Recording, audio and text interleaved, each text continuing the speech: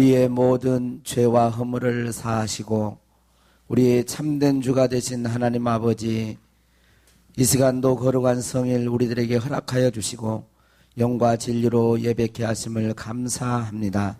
우리의 드리는 예배를 주님 기쁘게 받으시고 이곳에 임하여 주시옵소서. 예수 그리스도의 이름으로 기도하옵나이다. 아멘. 오늘 우리에게 주신 하나님의 말씀은 사도행전 17장 30절부터 34절 말씀입니다. 봉독해드리겠습니다. 알지 못하던 시대에는 하나님이 관가하셨거니와 이제는 어디든지 사람에게 다 명하사 회개하라 하셨으니 이는 정하신 사람으로 하여금 천하를 공의로 심판한 날을 작정하시고 이에 그를 죽은 자 가운데서 다시 살리신 것으로 모든 사람에게 믿을 만한 증거를 주셨음이니라 하니라. 그들이 죽은 자의 부활을 듣고 어떤 사람은 조롱도 하고 어떤 사람은 일에 대하여 내 말을 다시 듣겠다 하니 이에 바울이 그들 가운데서 떠나매 몇 사람이 그를 가까이 하여 믿으니 그 중에는 아레오바고 관리 디오누시오와 다말이라 하는 여자와 또 다른 사람들도 있었더라. 이 말씀은 살아계신 하나님의 말씀입니다. 아멘. 예, 아멘. 우리 하나님께서 우리 모두에게 주님의 은혜와 평강을 베풀어 주실 줄로 믿습니다. 예, 우리들의 신앙이 어디에 굳건히 서야 되냐면 하나님의 말씀 위에 굳건히 서야 됩니다. 하나님의 말씀에 여러분의 신앙이 굳건히 서야 돼요. 여러분들이 하나님의 이 성경이 하나님의 말씀인 걸 믿습니까? 다 믿는다 그러죠. 근데 하나님의 말씀이면 순종하냐 그 말이에요. 네? 우리가 하나님의 성경을 왜 지금 이렇게 말을 하냐면 앞으로 이 마지막 때가 되어지면 이 어둠의 영들이 이 성경의 권위를 떨어뜨리는 일을 합니다. 사람의 이성과 논리, 합리성을 가지고 성경의 권위를 떨어뜨려요. 성경의 권위가 하나님의 말씀으로 받아들이지 못하도록 그렇게 난도질을 하는 일을 해요. 그래서 신앙을 갖는 사람들이 마지막 때에 분명하게 가져야 될 것은 이 하나님의 주신 이 말씀이 1.1획도 틀림이 없는 하나님의 말씀, 하나님께서 우리들에게 구원을 주시고 또 하나님께서 우리를 하나님의 사람으로 양육하며 훈련하시는 귀한 계시의 말씀인 걸 인정하셔야 돼요.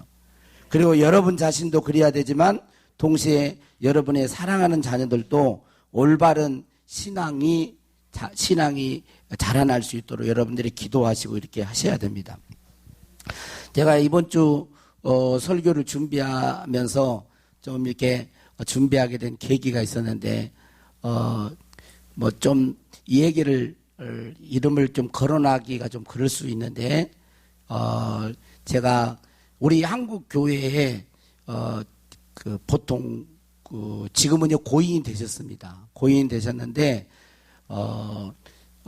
2007년 우리나라 100주년 평양 대붕을 할 때 상암 월드컵 경기장에서 설교를 하시고 우리 한국 교회에 지대한 영향을 목사님들에게도 정말 많은 영향을 뭐 분당 우리 교회 이찬준 목사님 비롯해서 정말 많은 목회자들에게 감동을 주고 은혜를 주고 또 저에게도 큰 평신도를 깨운다라는 그런 책을 썼고 평신도를 지도자로 세우는 그 일에 앞장섰던 때 우리 옹칸 목사님 고인이 되셨습니다만은 그분 아드님이세요.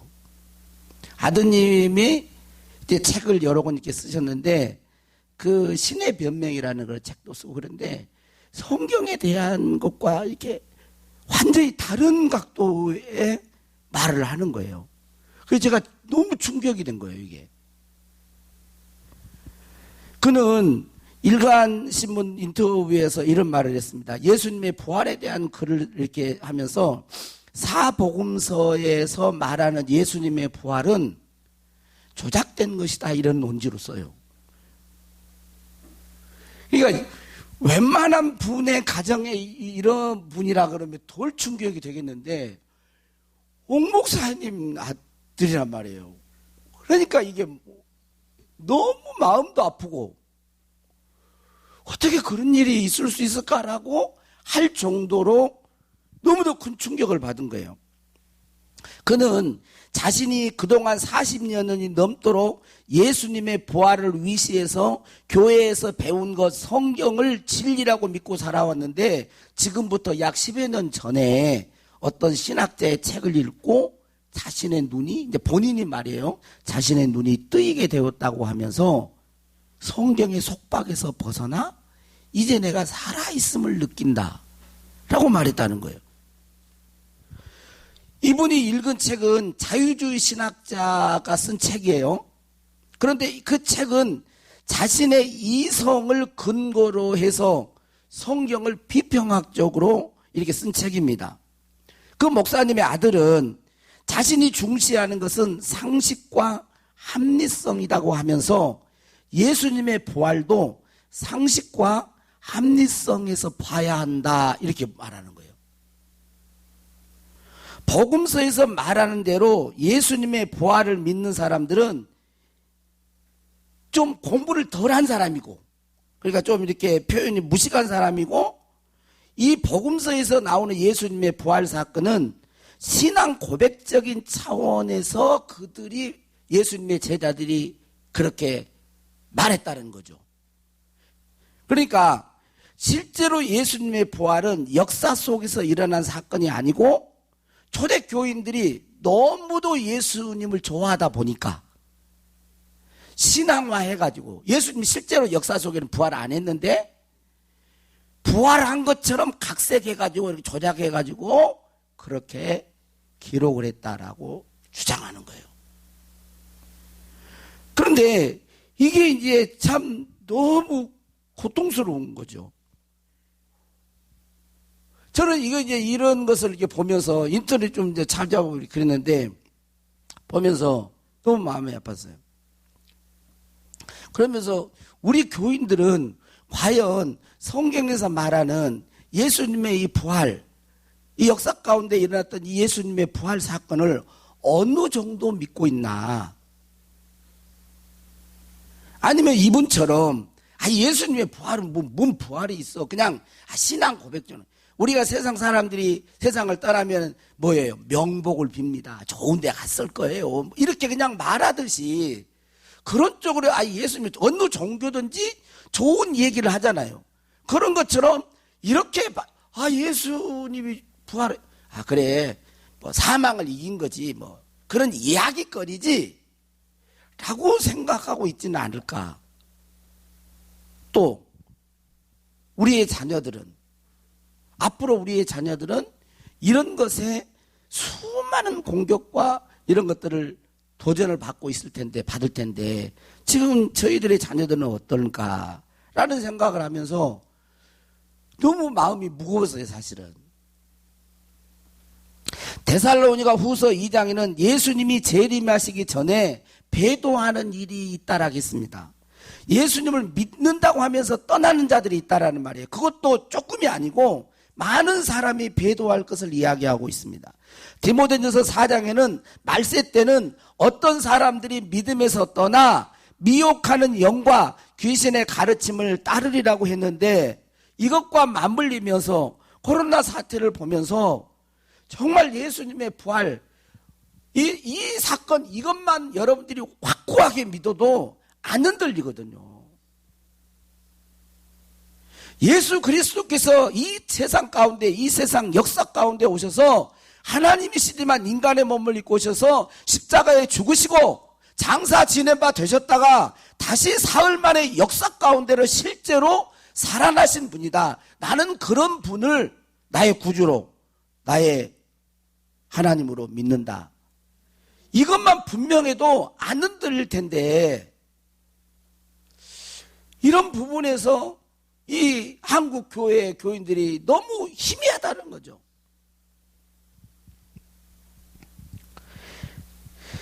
오늘 말씀대로 여기 32절에 보면 그들이 죽은 자의 부활을 듣고 어떤 사람은 조롱도 하고 어떤 사람은 이 일에 대하여 내 말을 다시 듣겠다는, 이게 예수님의 죽은 자 가운데 부활했다라는 말을 이제 증거하니까 바울이 저니까 조롱했다는 거예요. 뭘 그런 일들이 있냐.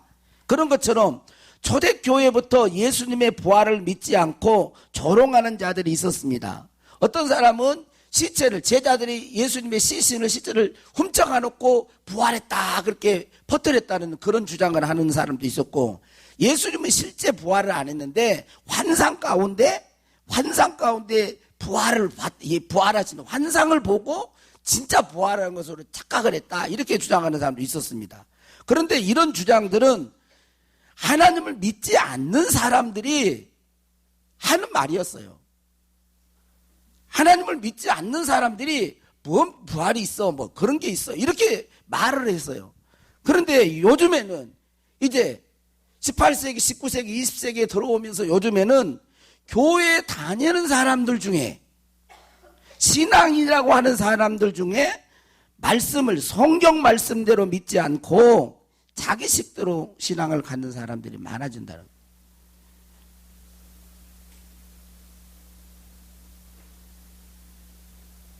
지금 이렇게 이 말을 하는데 자꾸 좋은 사람들은 한번 퀘스천을 해봐야 돼요, 여러분. 제가 진짜 이야기를 합니다. 왜냐하면 저는 여러분들의 영혼이 정말 구원받기를 원하는 그런 마음으로 지금 드리는 거예요.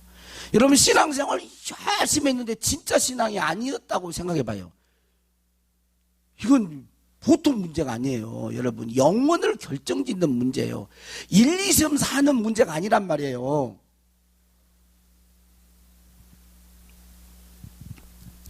자유주의 신학자들은 성경을 볼 때 이성만을 중시하고 그것으로 성경을 판단하는 일을 해왔습니다.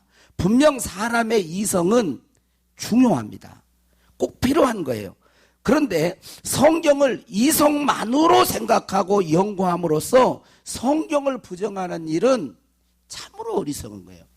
내 생각과 내 지식에 내 경험에 성경이 이해가 되지 않고 믿어지지 않는다고. 이게 도대체 어떤 얘 죽었다가 사흘 만에 살아난 거 내 경험으로 내 이성으로는 도저히 믿을 수가 없어. 그렇다고 해서 이 예수님의 부활을 부정하는 일, 이런 일들은 얼마나 어리석은지 몰라요.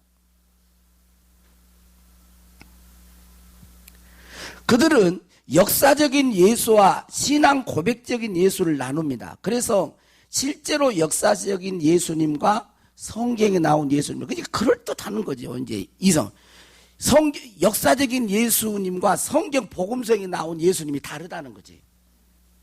이렇게 주장을 합니다.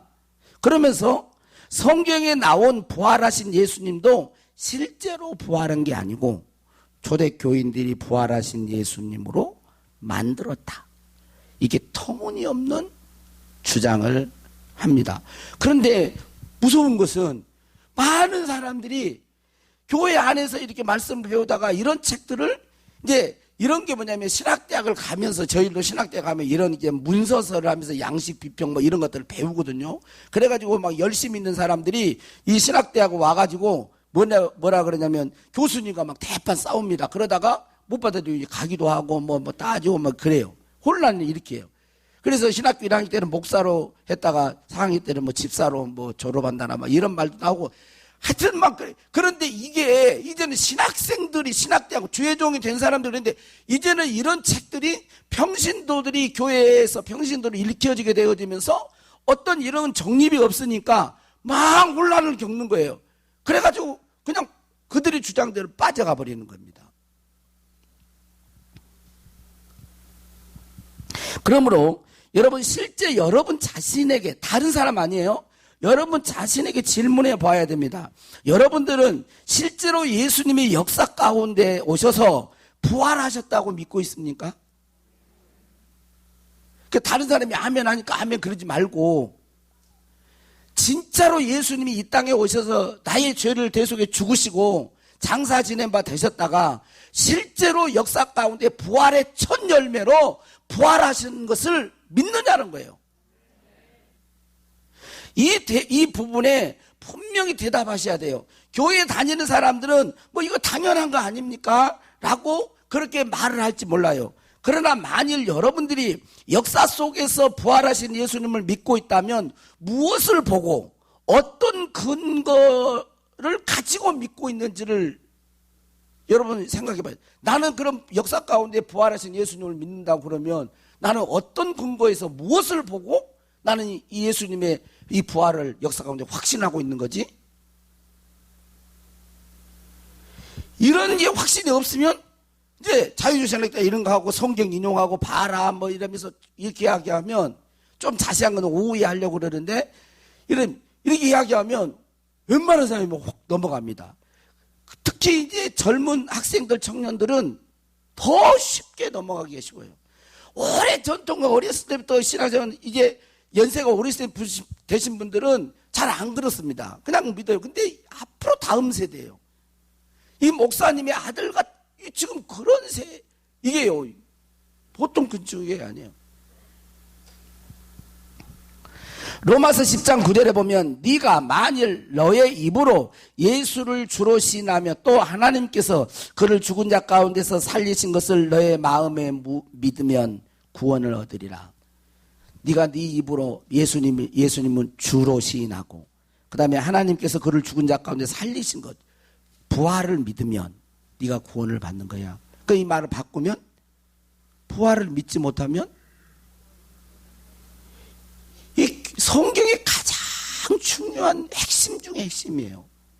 근데 이걸 이제 흔드는 거예요. 이걸 전에 몇십 년 전에는 동정녀 탄생을 흔들어대고 그러더니 부활을 흔들어대고 성경을 이제 난도질하는 거죠. 봐, 성경에 대한 어떤 부분 마태복음이나 다른 복음서가 이 오차가 차이가 있는 걸 통해서 공부를 봐라 이렇게 차이가 있지 않느냐 이건 조작된 거다 망하면서 이렇게 얘기를 하는 거예요. 그러면 잘 이게 서 있지 않으면 그런가? 이렇게 되는 거예요.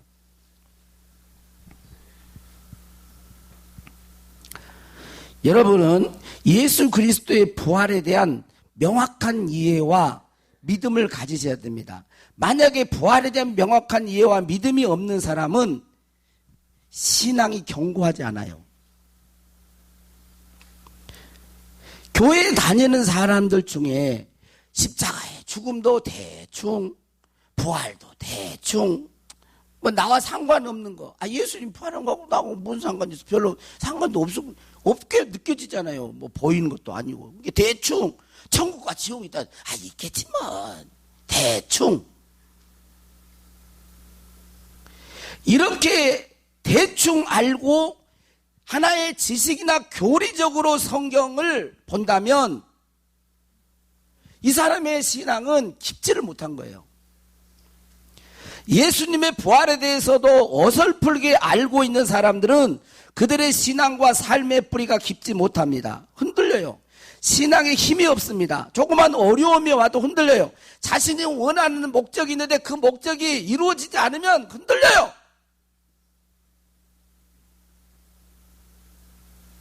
여러분 다시 한번 물어보셔야 됩니다. 여러분 자신에게 물어봐요. 예수님이 진짜 역사 가운데 부활하신 부활의 첫 열매로 나의 주가 되시는가?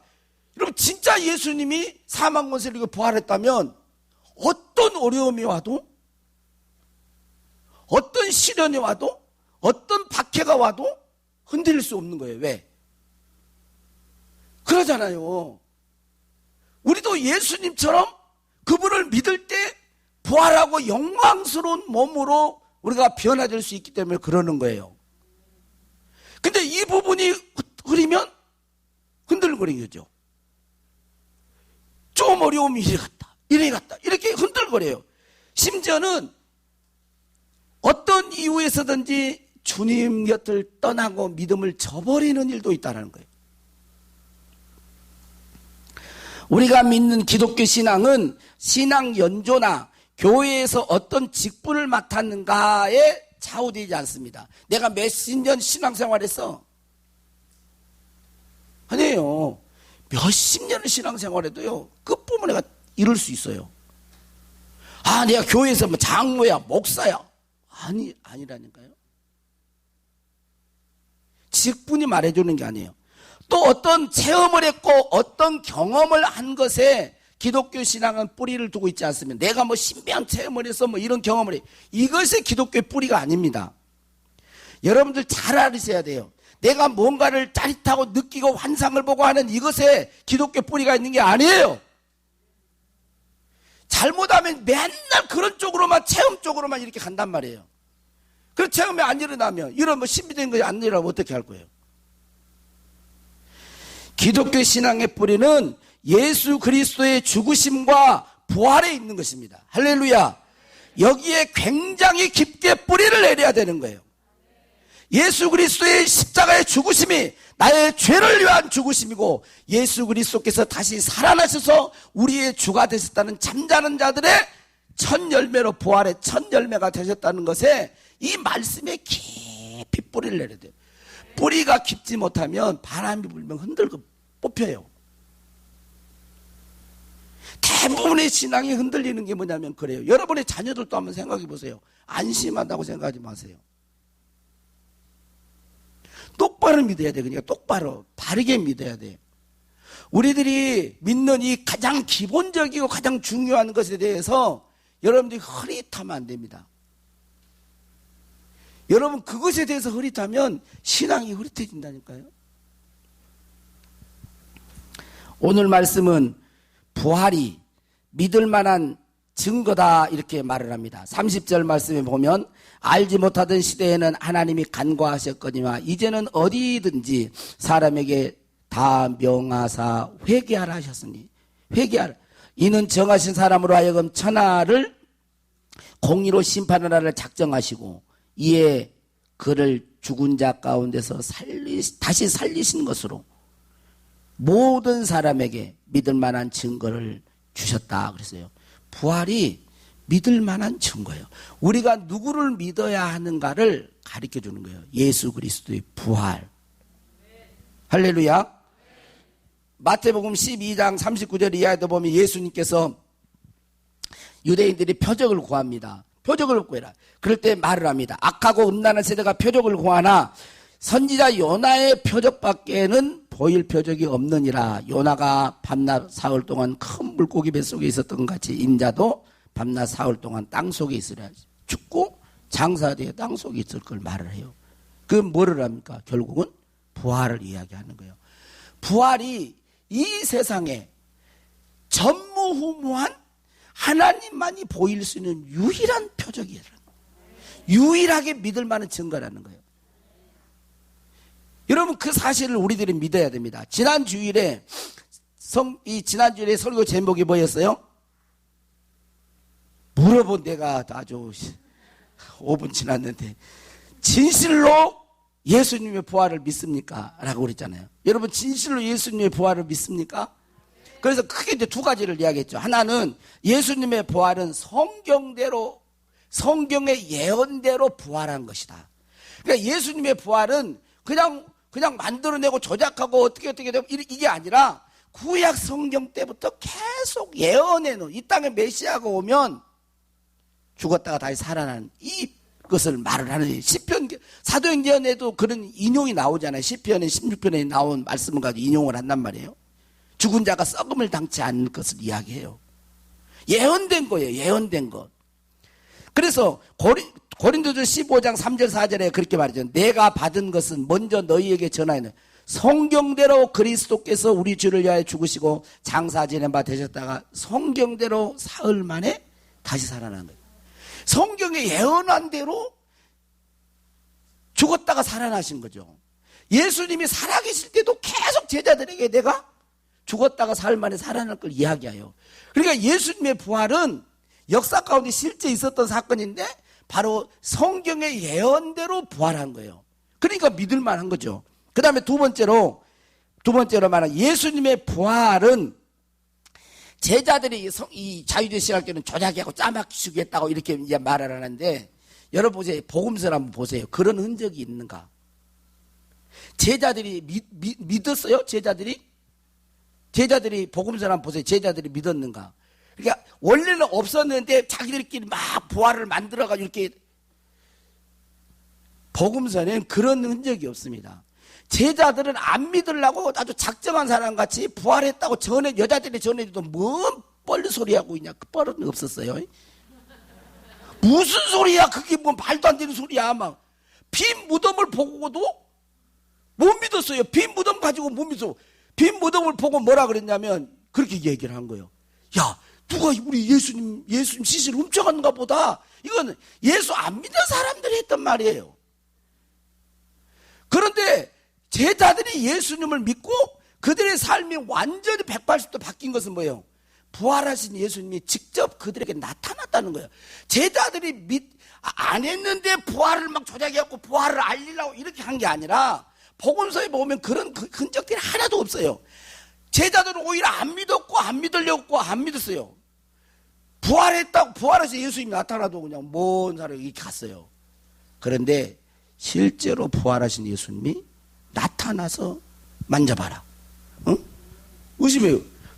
손을 만져봐라. 영화로운 몸을 보여주면서 역사 가운데 신령한 부활체의 몸을 보여주면서 믿게 만든 거예요. 제자들이 조작한 게 아니고 안 믿은 제자들에게 나타나서 자기를 보여주면서 믿음을 갖도록 한 거죠. 성경 한번 보세요. 복음서에 자유주의자들이 그렇게 말을 했나?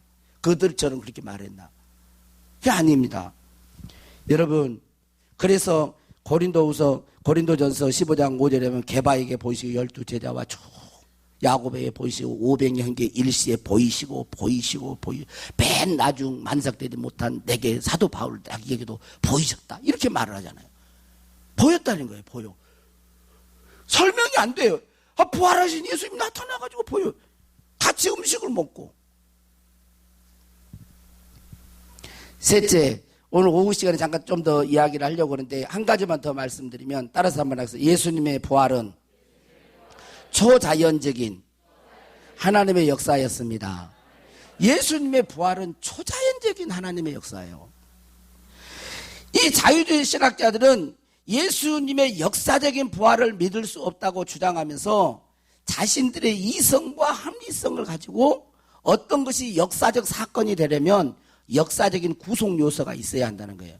그런데 예수님의 부활은 역사적인 구속, 자기들이 생각하는 그들은 뭐냐면 자기의 이성과 합리성이 이 예수님의 부활을 이해 못한 거죠. 그러니까 안 일어났다 이렇게 말을 하는 거예요. 그런데 예수님의 부활은 사람의 이성과 논리로 된 게 아니에요. 하나님의 초자연적인 역사로 된 거예요. 할렐루야. 초자연적인 하나님의 역사예요. 요한복음 20장 6절 7절 한번 보겠습니다. 여기 앞에 보면 시몬 베드로는 따라와서 이제 무덤에 들어가 보니 세마포가 놓였고 또 머리에 쌌던 수건은 세마포와 함께 놓이지 않고 딴 곳에 쌌던 대로 놓였더라. 이 말은 뭐냐면 이렇게 보통 이제 사람의 시신을 하면 이렇게 턱을 고이는 이렇게 수건이 있거든요. 이렇게 턱을 고이는 수건. 이 턱을 고이는 수건은 다른 데가 있고 세마포, 이것은 예수님의 시신을 쌌던 수의예요. 수의는 시신을 싸가지고 이게 수의라 그러면 수의는 이렇게 그대로 있고, 움직이면 안 되는데. 이거 그대로 있고, 그 다음에 수건만 따로 이렇게 가 있는 거예요. 이건 뭘 말을 해줍니까? 그러니까, 자, 시신을 옮겼다 그러면 수의를 쌌는데 이 시신을 옮겼다 그러면 이 수의가 흐트러지겠죠. 근데 이 수의는 그대로 있었다는 거예요. 이거 그대로. 예수님의 시신을 싸가지고 수의는 이렇게 예수님의 몸만, 수의는 그대로 해서 사람 몸만 쑥 빠져나온 거예요. 이게 예수님의 부활을 설명해 주는 거예요. 예수님의 부활. 예수님의 부활은 시신을 일으켜도 이렇게 수의가 흐트러지는데 예수님을 쌌던 수의가 그대로 있다는 것은 예수님의 부활이 어떤 것이고 그 부활이 어떤 식으로 일어났는지를 보여줍니다. 단순히 부활의 생기가 들어가가지고 이렇게 시신을 쌌는데 부활의 생기가 들어가지고 누워있다가 이렇게 부활의 생기가 들어가지고 불뚝 일어나가지고 수건을 이렇게 벗고 일어난 게 아니에요. 나사로가 죽었다가 이렇게 나사로야 나와라 할 때 나사로가 이렇게 간문체로 나오잖아요. 이런 게 아니란 말이에요. 그럼 뭐예요? 수의가 하나도 흐트러지지 않고 그 수의 속에서 몸이 나올 정도로 뭐예요? 초자연적인 역사라는 거예요. 자, 여러분 옷을 지금 입었다고 해요. 옷을 입었다 해봅시다. 자, 옷을 입었는데 옷이 그대로 입고 몸만 이게 안 돼요. 이것은 하나님의 초자연적인 역사 밖에는, 부활 밖에는 다른 게 설명이 안 됩니다. 예수님의 부활은 역사가들을 이해시키려고 복음서 기자들이 예수님의 부활을 쓴 게 아니에요. 예수님의 그들을, 역사 비평가들을 설득시키기 위해서 예수님의 복음서, 예수님의 부활을 기록한 게 아니라, 예수님의 부활은 그렇게 초자연적인 하나님의 역사였다는 것을 보여주는 것입니다. 그래서 오늘 본문 말씀도 예수님을 죽은 자 가운데 살리신 게 누구라 그래요? 하나님이 살리셨다 그러더니, 하나님이. 사도행전 2장 24절에도 보면 하나님께서 그를 사망의 고통에서 풀어 살리셨다. 하나님께서 그를 사망. 자, 보세요. 예수님이, 자, 보세요. 예수님이 이렇게 수위를 감쌌어요. 그래, 예수님이 이렇게 가만히 누웠는데 불떡 일어났어. 그럼 예수님으로 일어나 걸어다녀. 그럼 예수님이 죽은 거야, 안 죽은 거예요? 안 죽은 거지. 그러니까 죽었다는 거예요. 장사리 완전 죽은 몸에서 하나님이 그를 살리신 거죠. 사도행전 2장 32절에 보면 이 예수를 누가 그래요? 보세요 한번. 이 예수를 하나님이 살리신 거예요. 우리가 다 이래 증인이더라. 이 예수를 하나님이 살리신 거예요. 예수님의 부활은 하나님의 초단적 역사로 하나님이 살리신 것입니다. 이 자유주의 비평가들은 이걸 모르는 거예요. 하나님의 초자연적인 역사를 모르는 거예요. 이 사람들은 하나님 믿지 않는 거죠. 자기들의 이성과 논리가 하나님 위에 있는 거예요. 이 이해가 안 되니까 아니다 이렇게 말하는. 에베소서 1장 20절에는 하나님의 능력이 그리스도 안에서 역사하사 죽은 자들 가운데 살리셨다라고 했습니다. 그렇게 예수님의 부활은 오직 하나님에 의해서 일어난 초자연적인 사건임을 믿을 수 있기 바랍니다. 여러분의 이성으로 이해가 안 되냐, 안 일어난 게 아니에요. 여러분, 사람은 다 못합니다. 하나님의 영역이 있어요. 우리는 성경을 보고 연구하고, 이성을 통해서 연구하고 또 공부하고 막 책들도 보고 해야 됩니다.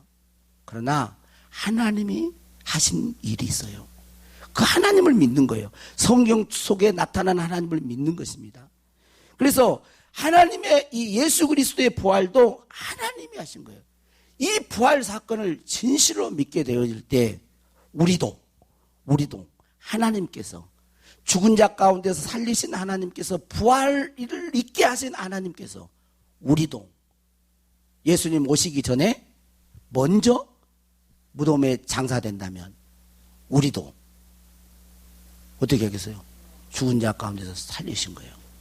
그게 부활이에요. 호련히 순식간에. 우리가 예수님이 이 땅에 다시 오시기 전에 아직 죽지 않았다면, 오실 때까지 우리가 죽지 않았다면 우리는 신령한 몸으로 다 변화한 거죠. 예수님이 부활한 그 실제, 우리가 어떻게 신령한 몸으로 다시 삽니까? 예수님이 복음서에 예수님이 부활했을 때 나타난 그 다니시는 그 모습을 보면 그런 몸으로 우리가 부활해요. 그런 몸으로. 그리고 고린도서 15장 51절 53절에 보면 보라 내가 너희에게 비밀을 말하노니 우리가 다 잠잘 것이 아니오 마지막 나팔에 순식간에 호련히 다 변하리니. 예, 나팔 소리가 순식간에 호련히 다 변하리니. 나팔 소리가 나매 죽은 자들이 뭐예요? 썩지 아니할 것으로 다시 살아나고 우리도 변화되리니 이 썩을 것이 반드시 썩지 아니할 것을 입겠고 이 죽을 것이 죽지 아니함을 입으리로다. 바로 기독교 역사는 예수 그리스도의 역사적 부활 위에 서 있습니다. 그래서 수백 년 수천 년이 흘러도 기독교 존재하는 거예요. 로마 카타콤 역사 지하 무덤이잖아요. 로마 황제들이 그렇게 예수님을 잡아 죽이려고 해도 부활이 있었기 때문에 그들은 예수님을 떠날 수가 없었어요. 왜? 영원한 영생이 예수님 안에 있기 때문에. 그래서 250년 동안 대를 한 4대를 이어가면서 계속. 여러분 터키 카파도키아 같은 경우도 마찬가지예요. 몇백 년 신앙 절개 그예요. 자, 우리 준덕교회 성도님들은 오늘 어떻게 보면 기독교의 ABC와 같은 가장 기초적인 것을 하고 있습니다. 했어요. 그런데 진짜 그것을 여러분들이 믿고 있는지를 스스로 질문해 보셔야 돼요. 이 부분에 여러분들이 확실성, 내가 무엇을 근거해서 무엇을 보고 이 예수님의 부활을 믿는가, 이것에 대해서 깊게 뿌리를 내리지 못하면 앞으로 더 힘든 시대가 옵니다. 환난의 시대가 와요. 그러면 못 견뎌내요. 여러분 그때에도 조금 뭐 내게 이익이 있고 없다고 한다고 해서 주님 멀리 하겠습니까?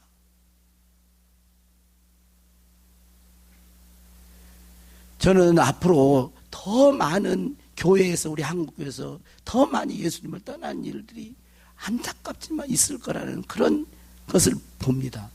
전도하기가 이제 코로나19 사태 이후로요, 전도하기가 얼마나 어려워지는지 몰라요. 교회 가자는 소리를 못하겠어요. 그 정도로 힘들어요. 굳건히 여러분 뿌리를, 신앙의 뿌리를 체험이나 어떤 것에 이성에 두지 마세요. 하나님께 두시기를 바랍니다. 예수 그리스도의 십자가, 그리고 예수 그리스도의 부활에 깊이 뿌리를 내리세요.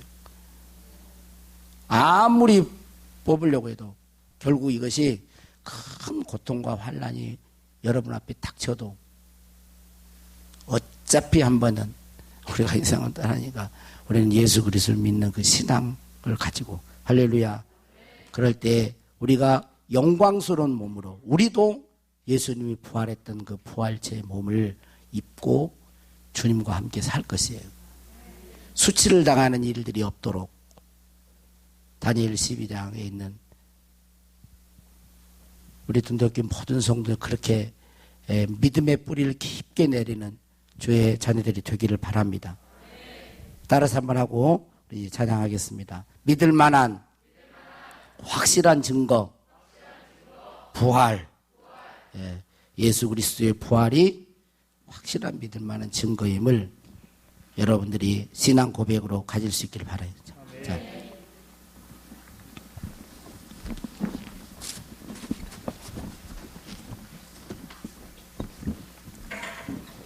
주 하나님 독생자 예수,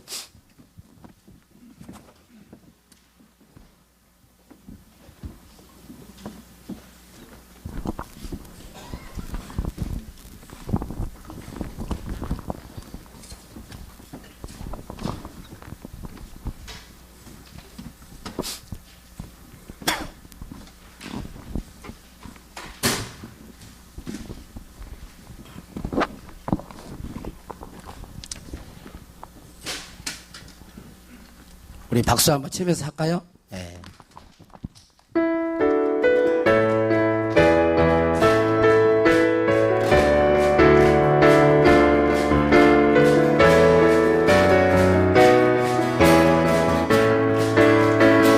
주 하나님 독생자 예수 날 위하여 오시었네. 내 모든 죄 용서하시고 죽음에서 부활하신 나의 구세주, 살아계신 주, 나의 참된 소망, 걱정 근심 전혀 없네.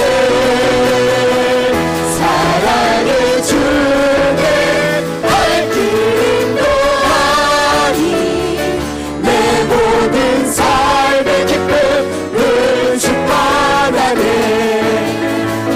주 안에서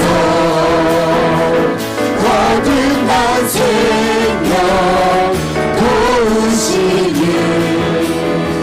주의 사랑 참 기쁨과 확신 가지고 예수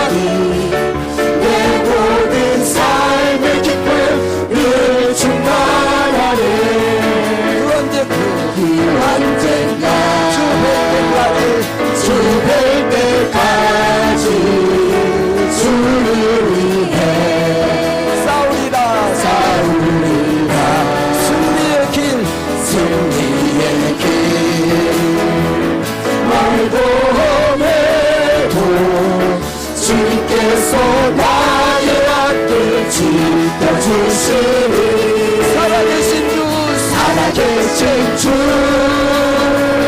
나의 참된 소망 걱정 근심 전혀 없네 사랑의 주의 발길을 인도하니 내 모든 삶의 기쁨 늘 충만하네. 잠깐 기도하겠습니다.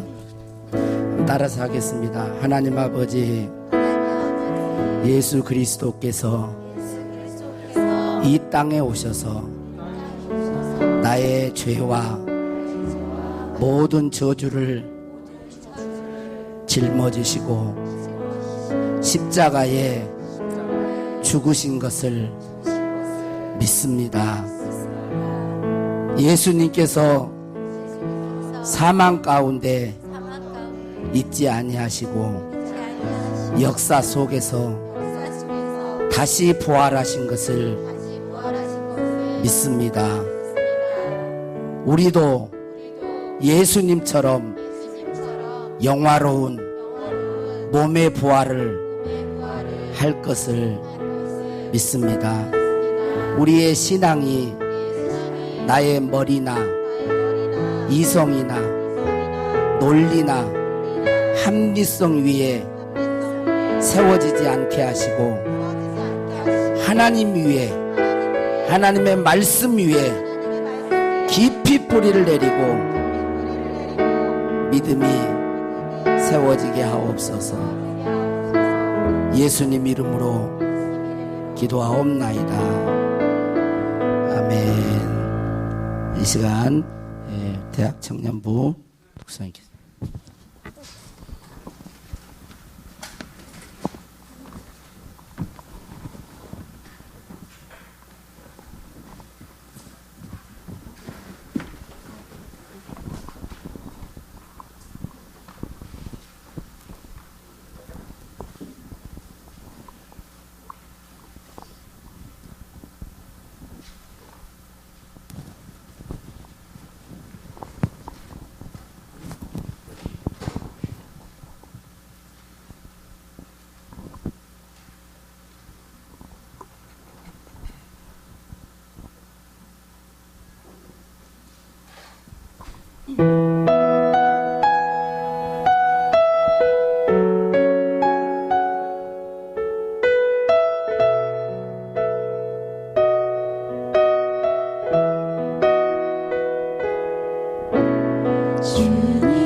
주님만이 나를 아시네 내 모든 삶 주가 만지시네 주님 앞에 예배하는 이에게 그 은혜를 부어 주시리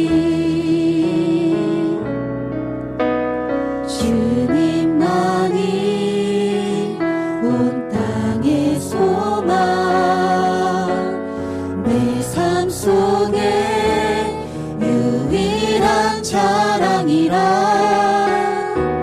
주님 앞에 기도하는 이에게 그 은혜를 부어 주시리 만왕의 왕 나를 기르시는 목자여 내 모든 삶 주가 다스리시니 주님 뜻을 따르길 원하네 주 한 분만 바라네 주님만이 나